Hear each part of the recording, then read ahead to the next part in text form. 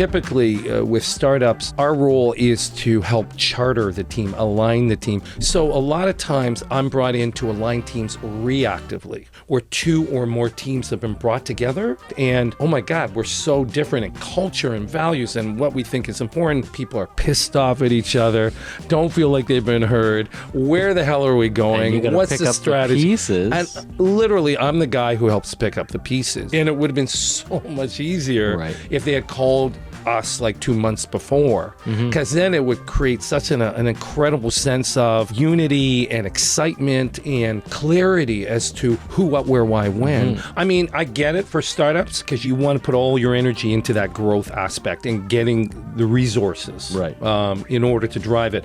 At the same time, there's a real lack of understanding of organizational development, but it really is looking at the people and processes and how to build that right from the start.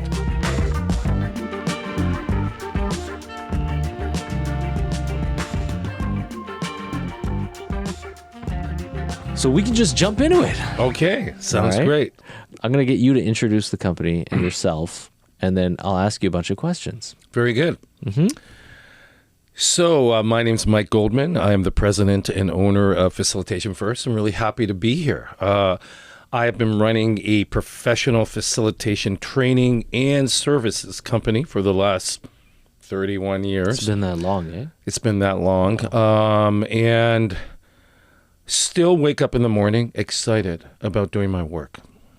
We are professional collaborators. We work around the world helping people to collaborate and to work together more effectively, more efficiently, and most importantly, to bring a safe environment so people can talk about those unspeakables that need to be spoken about, that they would not necessarily talk about at work, but when you create that safe, intimate space, that's where they feel there's more accessibility. I can say this without feeling like, it's going to be a CLM, a career limiting move. And that's an acronym, eh? Exactly. And giving them that freedom. And we do that through a whole host of different techniques and methodologies that we do. So we go in professionally to provide these services, but we also do it in a way that we train folks on how to do that. So I have, over the last 31 years, and all the folks who have been certified in our company, we've trained over 20,000 people. And in person for the most part, right? In person, but over the last 2.5 years, virtually. Yeah. We had to make that incredible, resilient, on-the-dime transition very quickly in order to meet those needs. But it was, honestly, that challenge was amazing. It was amazing to be able to go through that, to do that, and to succeed, in the end, Okay, so we'll come back to that because I am intrigued with your process and how you guys found a solution to be able to teach facilitation and teach a new type of facilitation in the process probably. But let's backtrack to start with 31 years ago. Like, what was the point at which you were like, I'm going to be a facilitator? That's such a great question. I'm a speech language pathologist by trade. So I have a master's degree in speech language pathology. And I went through doing all the work, getting my degree, but there was always something nagging at me. Like, this is great stuff. You're helping people. And I always wanted to help people. From the earliest age, I was always some kind of helper. Like, I was a camp counselor, or I was a team leader with kids who had behavioral problems. So there was that side, and then I've always been on stage. I've done a lot of acting, improv for years. Okay. Big City Improv, did that, and down at Harborfront, we called it theater sports at that time. And so I did that. So I had the theater side, I had the helping people side, and then the communication side of helping people communicate. And so I was a speech and language pathologist at one of the school boards, and they had a professional development day. And that day, it was like introduction to facilitation skills. I thought, didn't really like anything else. I'll go try this one. I went in, and as she was introducing the methodologies and everything, it was like, oh my God. I felt like the sky open, this visceral feeling all along the back of my neck and down my back, oh my God, this is what I want to do. You're in front of groups. You're helping them collaborate. You're bringing teams together. And I literally left that workshop, went home that day to my wife, who was pregnant with 2 children at that. We had twins, and said, honey, I found the job I want to do. I'm going to quit work. And she's like, what? Wrong timing. What? And I said, no, this is it. I know it. And trying to find a mentor, trying to find someone who even understood facilitation at that time, it was trying to find books about it. It was reference, yeah. Exactly. Only a few were available. The National Training Institute, NTI, down in the States, they had that kind of stuff. But again, it's in the States, not in Canada. And so I ended up finding this person called Ingrid Benz, and I got it through a friend of a friend. And she was actually doing facilitation. Okay. And so she had just left the ministry, one of the ministries, and so she was going out on her own. Like and government ministries. Exactly. Not a church. No. Good point. Thank you so much. And she was looking for someone to do sales for her. And I was looking to get someone to mentor me because you couldn't go to school. There wasn't anything available in Canada. So the deal was I get her a job and she trains me on the job. That's awesome. And it was perfect. Like I've been through all the training I needed. Wait, sorry, what was the job that you left to do this? So I was a speech language pathology pathologist at one of the school boards. So I was working with like 7 different schools, helping kids with language learning disabilities on how to learn language more effectively, communications disorders, those kinds of things. But it was more of I was more, because of the board and because how they use speech language pathologists, I was more of a kind of forensic guy. I'd come in, I'd assess the kid, and then put a program together, which was then given to a speech teacher who worked with the kids. So I never really got to do the on-site work, which is what I'm the type of guy, I got to put my hands in it. I got to do it. And I didn't have that chance. So that was one of the reasons why I wasn't very happy in my job. And so that's what I was kind of leaving. And then when I found facilitation, it was like, oh my God, I got to get into this. So when I found her, got her a job real quick, and then she started to train me. And so over about 2 years working with her, I learned how to facilitate. Wow. A lot of trial and errors, been put on the spot, falling miserably in front of groups and just... Do you remember any anecdotes from that time of the failures that taught you things? Oh my God. I remember there was one time where we were down in, where were we? We were like down south in the United States, and we had this executive team we were working on. And I said to her, just let me facilitate this one session. Like I thought it was around creating what we call norms, and it was coming up with how the group wants to interpersonally relate with one another. So like no interruptions, one person speaks at a time, those kinds of things, right? Sure. And so let me do this because it's really easy, right? And so I remember she said, well, okay, go give it a try. And I thought, yeah. So I got in front of the group, and first, she had been leading the whole thing. So like, who is this guy? That was the first thing. No credibility established whatsoever. And I started saying, hey, so in getting ready for our dialogue today, we probably need to establish some norms. And immediately one guy says, why? He says, we've been working together for a long time. We don't need norms. And all of a sudden I could feel the sweat under my armpit, it's like, and it was a hot room already. And then another guy down south. Oh my, it was down south. And then another person started saying, yeah, why do we need norms? And then I found myself rationalizing why you need norms, which a facilitator should not be doing. Sure. We should not be rationalizing. Yeah. In fact, because then we're putting our own personal bias into the mix, right? So I was just like, well, norms are important, for example. So I started rationalizing. And I knew even as I was saying it was the wrong thing. Yeah. And they said, well, no, we don't agree. We don't need them. And so then other people started getting involved. Before you know it, my whole shirt was totally wet. Oh my God. And I wasn't wearing an undershirt, which I have learned to always wear now going into any situation. And she had to save me. And I remember I was crushed. From the angry mob. From the angry mob, the executives sitting around attacking this young guy in a rush to get somewhere. And learned a lot from that. Like, just chill out, Mike. Right. When you're ready, you'll be ready. And also, if people don't want norms, that's fine. Yeah. They don't need, but what you do is you say to them, okay, so I'm hearing we don't need norms. How about this? How about as we go through dialoguing today, if in fact there is a personal attack or there is something that throws you off, maybe perhaps then would you consider maybe discussing norms? And of course they're going to say yes. And then that would have been it. Yeah, exactly. But of course I had to go through the pain. Lead them to the solution. You got to lead them. It's feed everybody when they're not hungry. Exactly. Facilitation is the root word of facilitation is facile, and that means easy in French, right? And so a good facilitator is there to make it easy for folks to discuss, to dialogue, to bring out important things that in otherwise they would not talk about. That's what we do. And so you didn't get fired at that point. No. That was just trial by fire. She did. She was. What did happen was the client spoke to her and had asked that any future work with this client that I not be involved.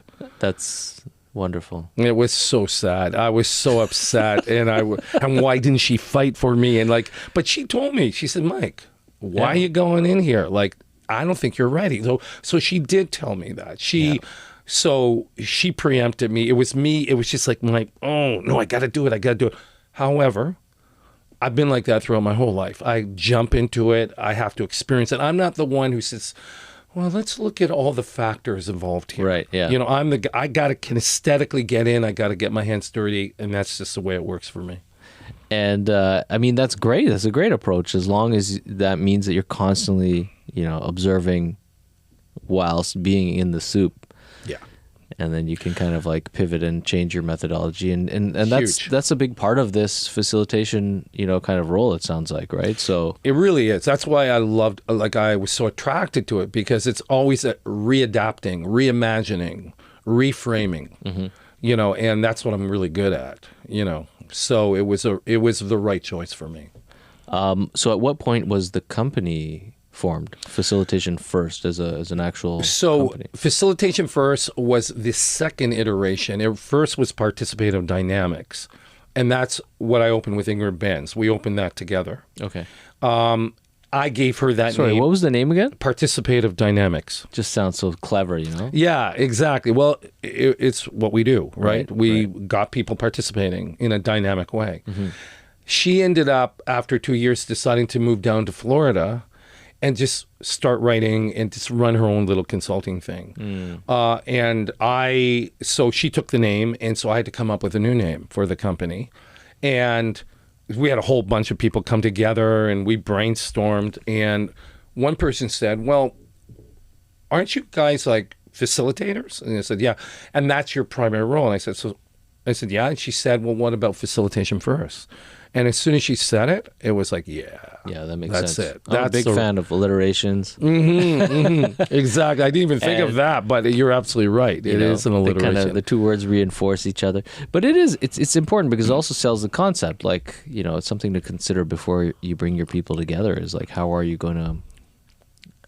going to come together? Exactly. And what's that formula that's going to help them collaborate the best? So now it's been a couple decades with that name. 3 decades. 3 decades. And explain to me kind of what you guys do, because it sounds like you are facilitators, but you're also teaching facilitators how to facilitate. Right. So typically we have 3 areas of practice that we focus on for training people on how to be a certain type of facilitator. Essentially, when you look at facilitation as a broad term, it breaks down to 2 different areas. The first area is content facilitation. A content facilitator is someone who primarily delivers a certain, their own content, their subject matter expertise. They very much are opinionated, and they have something that educates other folks. So they're the ones doing most of the talking. So that's a content facilitator. Trainers are content facilitators. Teachers are content facilitators.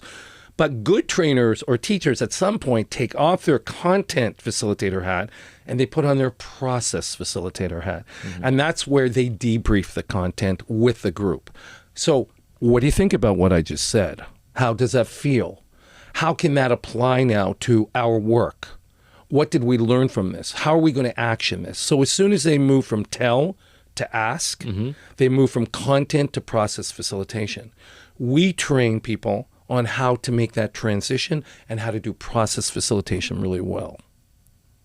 So that's essentially what we do. And we have 3 areas that we focus on in helping people become great process facilitators. The first one is, how do you show up? What are the behaviors you need to embrace to be effective at leading process? Second, how do you structure a good process?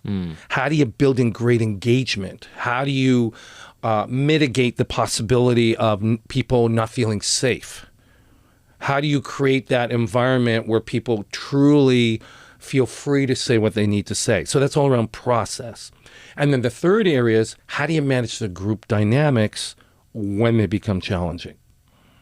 Right. And all 3 of those are totally interdependent. In fact, the meeting is so dependent on all of those being effective, because if any break down, those will impact all the others. So you can show up really great. You can have a really dynamic, great process. But if you don't manage the interpersonal dynamics, all of that falls down, and so on with each of the other areas. So we train people in those 3 areas and help them understand how to transition from content to process facilitation.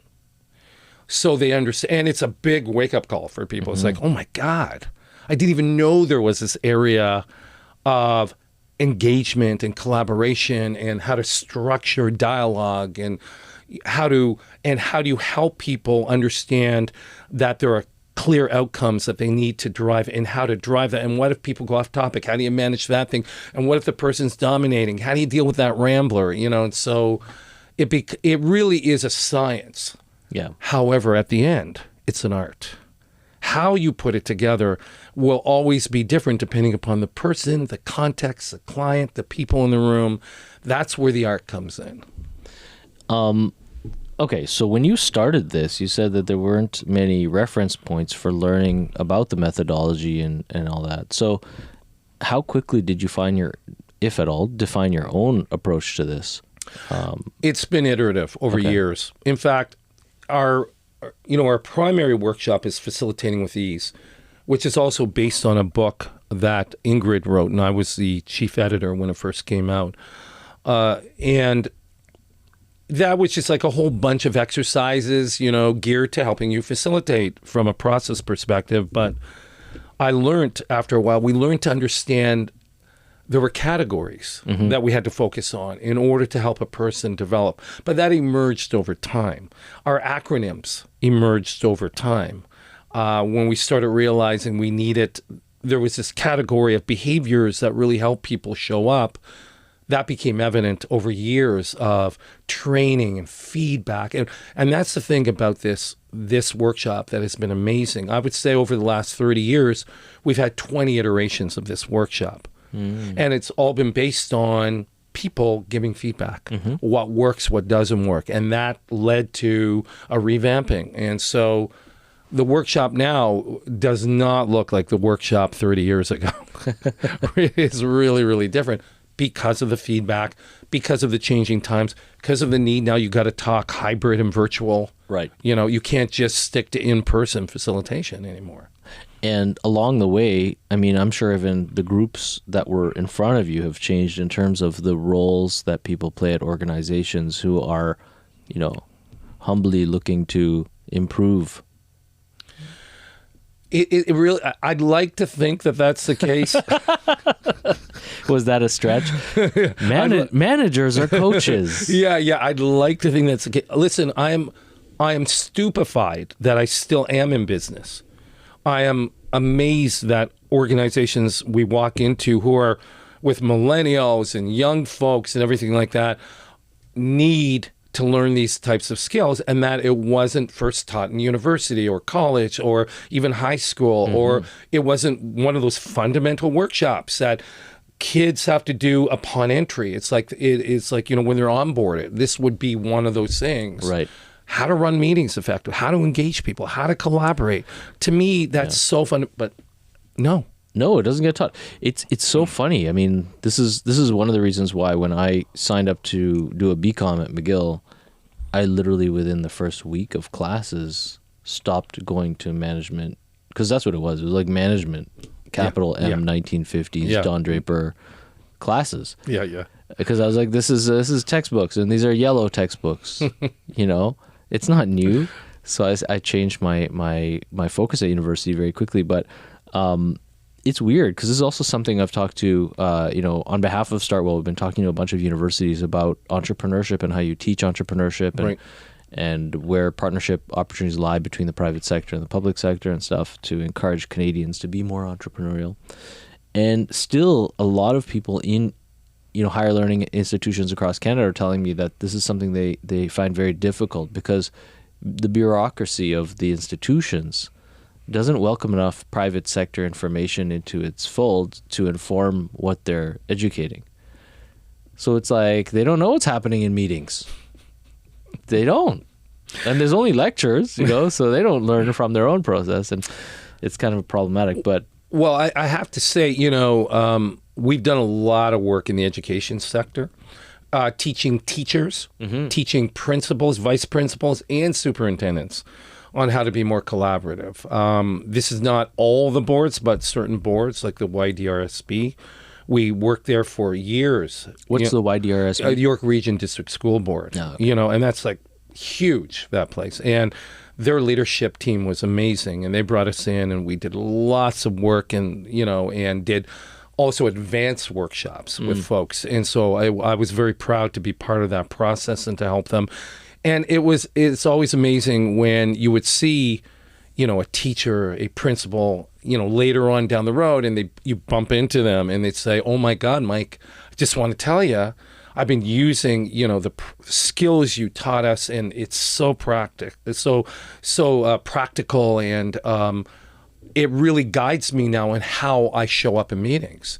And I always get great feedback. So thank you so much." And so when we get that kind of feedback, again, I feel like, we've helped some people. We've done something good. And that's what I wanted. I always have sought out a profession where I know at the end we're helping people. Yeah, right. Of course I'm making money. Yeah. I got to survive myself, but we're helping people. No, I think it's incredibly important. And it's an interesting problem that we keep finding angles on, which is the corporate reality is a very assumptive thing for many reasons. From the startup, early stage venture formation process, people have an idea. They want to work on this idea. They form a team. They build that team. They collect resources to be able to fuel that need to satisfy, hopefully now, a proven kind of market reality. And companies form and get built. Yeah. As they grow, more people get added to the mix. Fundamentally, this ends up, if it's a IPO kind of end goal, or some sort of large M&A because they've been pumped with too much capital, it becomes about kind of like headcount and functional expectations, and less about the kind of like soft skills and the ability to truly collaborate and innovate within organization. Yeah, it's true. Large organizations rely, of course, on M&A for innovation, but then what happens? Company that's really cool, that's in segment, gets bought to buy market share and maybe some interesting minds, and those people get golden handcuffed out. And which is so crazy. It's so crazy because you've mined that treasure and then you let it go. I don't get it. Yeah, it's right. Very short-sighted. So I think it's really interesting to see at very different stages of corporate evolution, this kind of like dogmatic almost practice of like looking at the goal and not the process. Yeah. I mean, I get it for startups because you got to be so perseverative and you've got to be so focused, and you want to put all your energy into that growth aspect and getting the resources right. In order to drive it. At the same time, there's a real lack of understanding of organizational development. 100%. And so OD, this whole area of OD is now slowly getting incorporated. And again, we didn't have a lot of OD courses in university for folks to learn. Now we do. Now you can learn organizational development.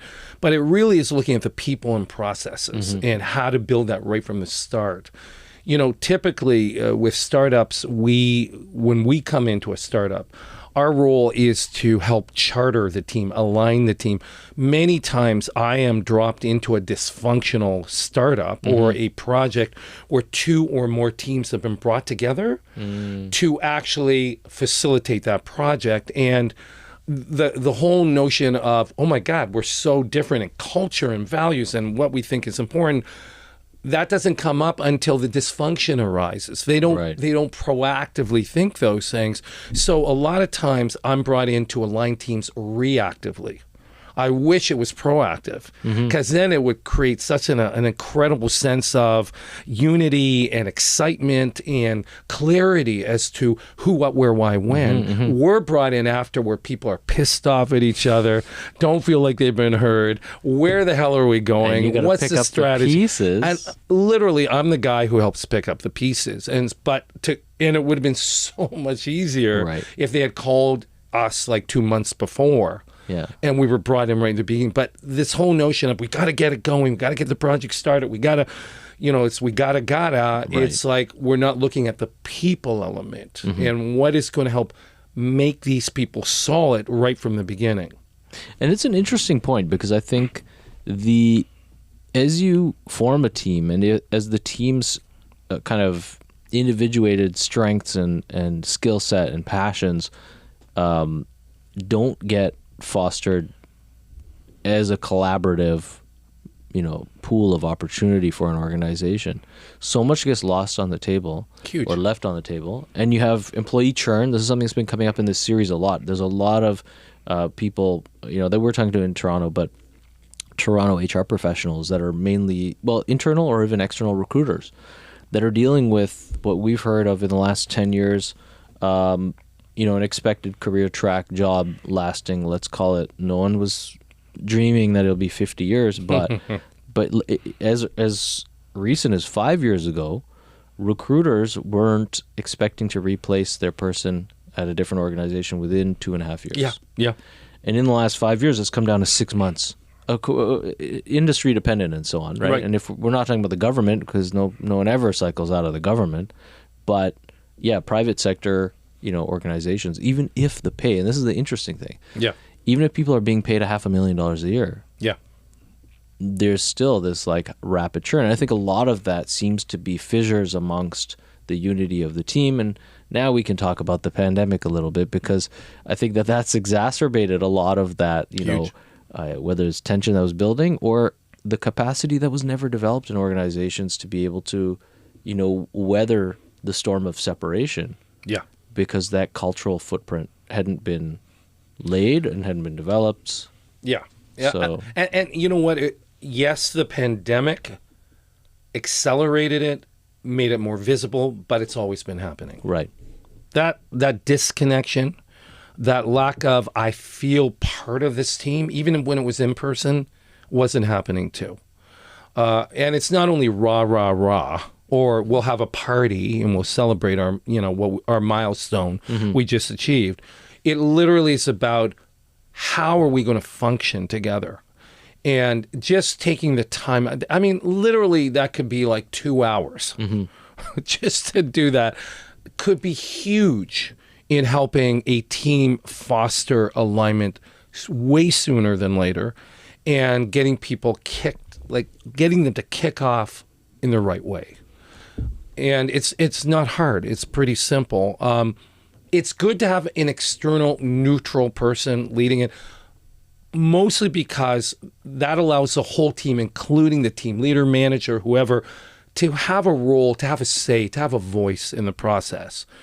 Of course, you have to also coach the leader to not dominate and how to act as a fellow participant so everyone feels comfortable to say their piece. So it's not only facilitating I do a lot, it's a lot of leader coaching on how to show up. Yeah. So you can foster empowerment and also helping a leader understand how empowered do you want your group to be. We talk about the 4 levels of empowerment, where level 1 is you're just going in to tell them, here's how we're going to run. Right. Who, what, where, when, and why. Any questions? That's the last comment they make, right? The second level is, you know what? I think we need to do some kind of alignment. What do you folks, and here's what I'm thinking we need to do. What do you think? So that's more consultative. A little softer. Exactly. You give them your paradigm, you give them their model, get feedback, but literally you have to be willing to incorporate what their feedback is. You can't just you can't be like, oh, that's great. Yeah, that's awesome. No, I don't think so. Yeah, exactly. So now you're back at level 1. So you should just come in and told them anyways and just be, clear about it.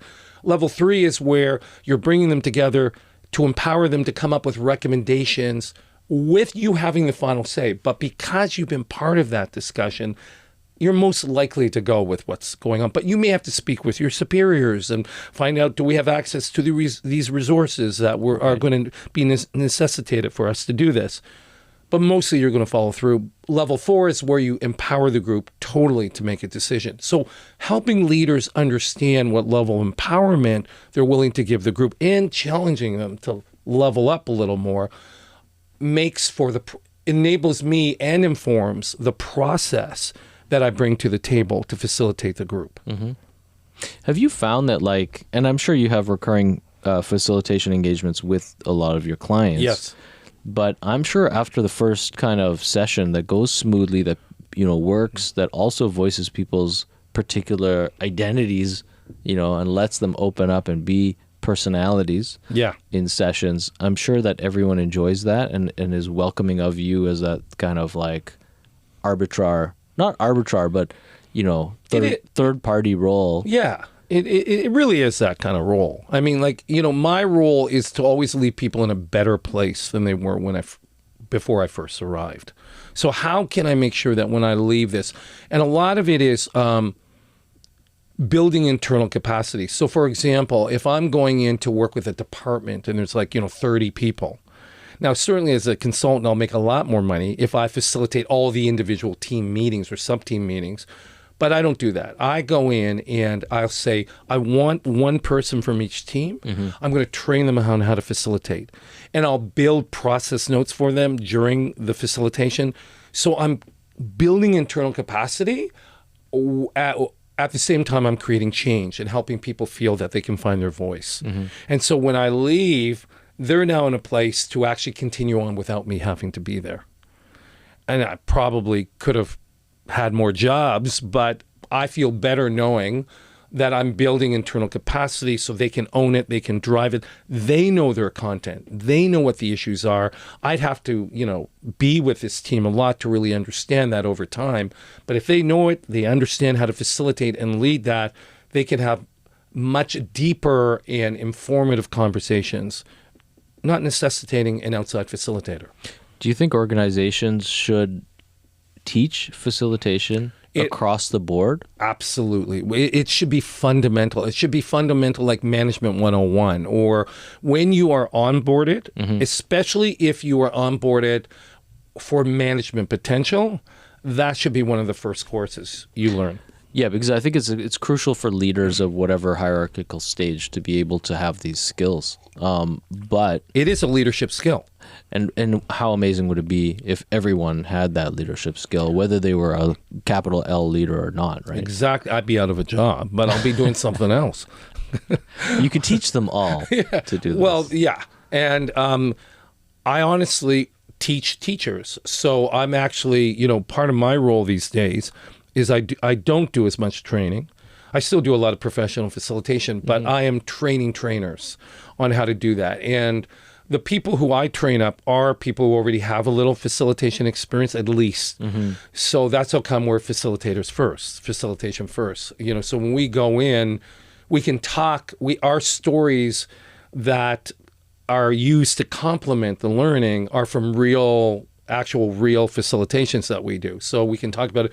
So we're kind of like a foot wide and a mile deep. We don't train negotiation skills, all those other, there's some training companies, they have like 50 different types of skills you can learn. This is our niche. This is our area. And this is what we have worked on and developed over the last 30 years. I think it's the core. It sounds like if people can communicate well and can direct their communication with the cognition of from the outset of understanding like what the desired output of a meeting is, or interaction with fellow workers is, then everything else is just about playing nice and being able to like continue communicating well. It is. There are three, separate things that we focus on that I think are fundamental. If there's only, because these days a lot of clients say, can you take that 2-day course and give it to us in 2 hours? So we're getting that a lot, honestly. Really? So we've had to really look at what are the, 3 fundamental things that, and also you have to say, the 2 or the 3 or the 5. People like lists. Yeah, exactly. We want to know how many you're going to teach us. Link bait. Exactly. People's brains are just becoming only receptive to link bait. Exactly. It's search engine optimization, right? So that's what it boils down to. So the 3 things are, number 1, for how you show up, we use an acronym called SLAPS. And that's stay neutral, listen actively, ask questions, paraphrase, and summarize. So those are our 5 kind of core things. And we do a lot of training around that. For how to structure the process, we talk POP, how to make your meetings pop. And that's all around understanding why we're here, what we're here to achieve, and how we're going to achieve it. So POP stands for purpose, outcomes, like you said, goal focus, and process, or process, however you want to say it. Hey. Tomato. And then how do you deal with the group? We have norms or agreements or operating guidelines. And we train people on how to facilitate a group to come up with those and how to referee those when they break. Because it's easy to come up with, like, one person speaks at a time. Anything that goes off topic, we park it onto a parking lot. Right. That's easy to do. But actually having the courage to come in and say, hey, time out, we're breaking one of these norms, that's harder. And especially if you have power differentials where you're more junior as the facilitator, but your boss is there and some of the other senior management, right? So even in professional sports. Yeah. The referee pulls a card, and what happens? Everyone yells at the referee. They're not like, okay, thank you, we respect you. Let's continue. Exactly, yeah. You kind of get that. The good news, though, is that an effective facilitator spends quite a long time in setting the context of a meeting. So not only do we overview the purpose and the outcomes, we check in with your group and say, is that why we're here, what we're going to be doing? Is that what you thought? And we actually get people to say, no, that's what I agree with that. So we know they've already bought into the outcomes and the purpose. Now we overview the process. Someone might say, I think that's going to be too long.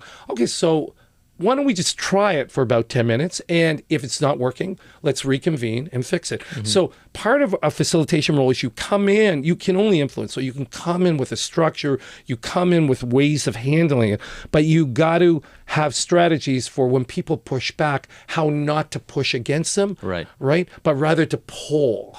It's very much a judo kind of thing. Like you're kind of you're off balancing people, but you're also always influencing, and you're never saying no, and it's got to be this way. And this is about flow, and it's about expression and a curiosity. Curiosity is huge. I'm curious as to why you're thinking of that, and hearing what people have to say, and then going with them, but maybe gently bringing them back because their idea wasn't working. And so you're always saying, hey, why don't we try your way for 5-10 minutes? And if it's not working, are you okay? We'll go back to my way.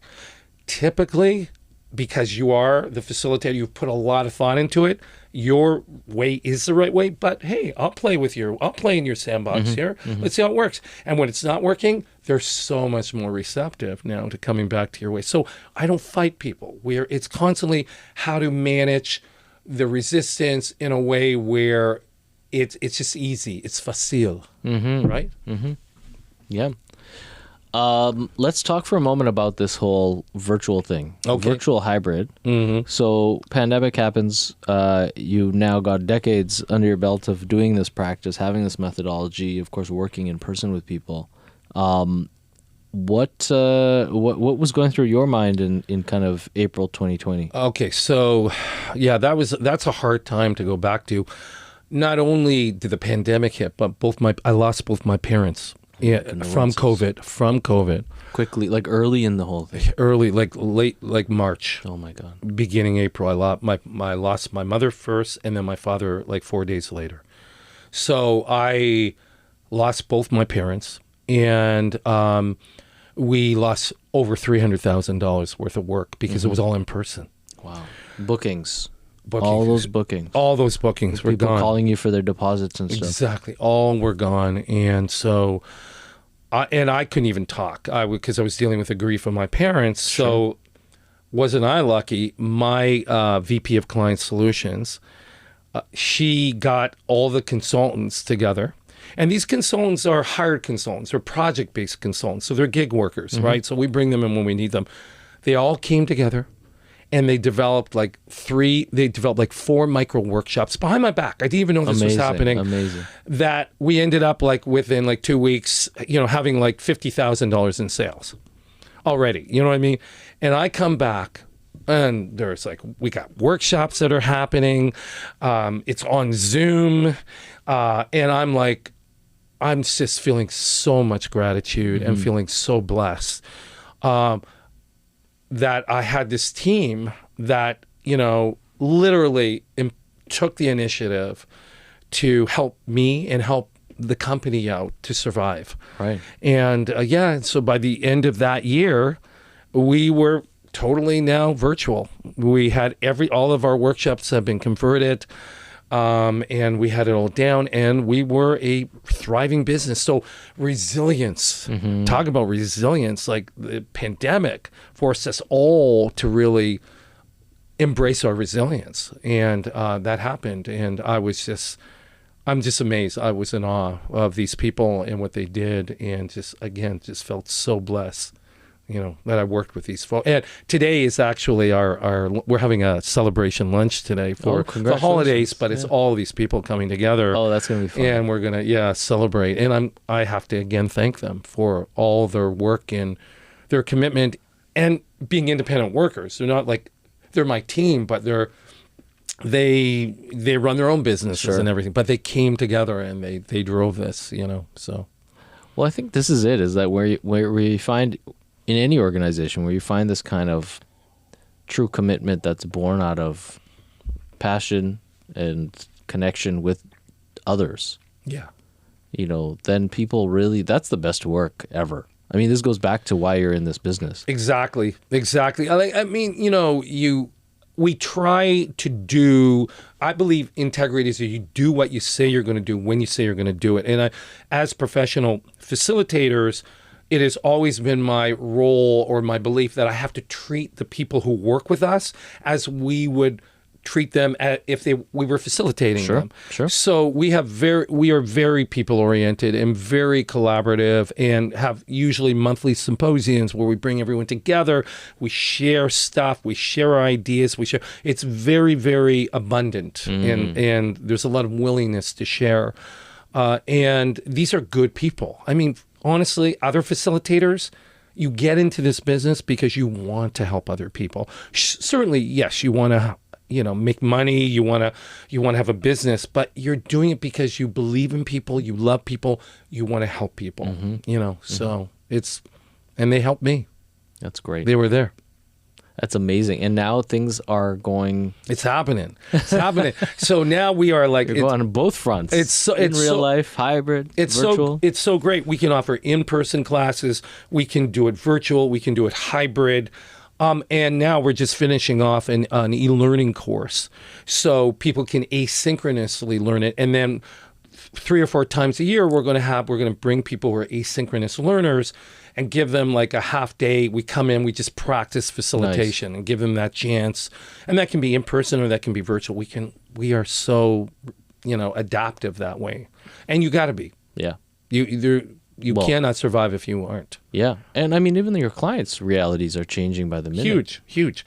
I was kind of hoping there would be more in person, but we're still doing virtual, but that's fine. I love virtual, but there is a different experience of being in a room with people facilitating them. It's visceral. Well, even this is the reason why, during the pandemic, I changed our podcast's format to test, virtual interview stuff. Right. Got into digital cinematics. Our studio production internally leveled up. Just to try and push the fold on how can we actually engage people through the internet for visually interesting for the audience engagements, like conversations, and gave up on the whole thing. Yeah. For the most part, because we could produce our end of it beautifully, but then we have to send a package and teach someone how to record themselves and replace their webcam. And it was just like, you know what? This is why we're coming back into the studio. We upgraded this studio and we said, you know what? We're Toronto first. So there's great stuff happening in the world, but I want to hear voices from this city, and I want to interact with people in one room. I love it. I love it. And it's interesting because we have this conference coming up, and there's a real big debate amongst the members of it's going to be hybrid, virtual, in person, and I really think that we as a group need to talk about experience. What's the experience? Again, what's the goal? And then based on that, then define how we're going to do it. And I think people are getting into, no, we need hybrid because we have to have all those people who don't want to come in. We say, well, okay, let's just hold back for a second. What's the experience? And once we have the experience, then how can we drive that experience? And so that's been more my focus lately, even with my clients, is asking them, what's the experience at the end of the day? Why are we so excited at the end of the day? What have we achieved? And what was the experience part of that? Now let's talk about how we're going to drive that. So it's become a different focus for us now.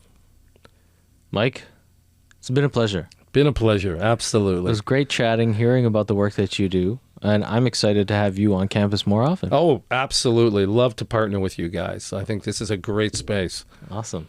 Cheers, man. Cheers, man.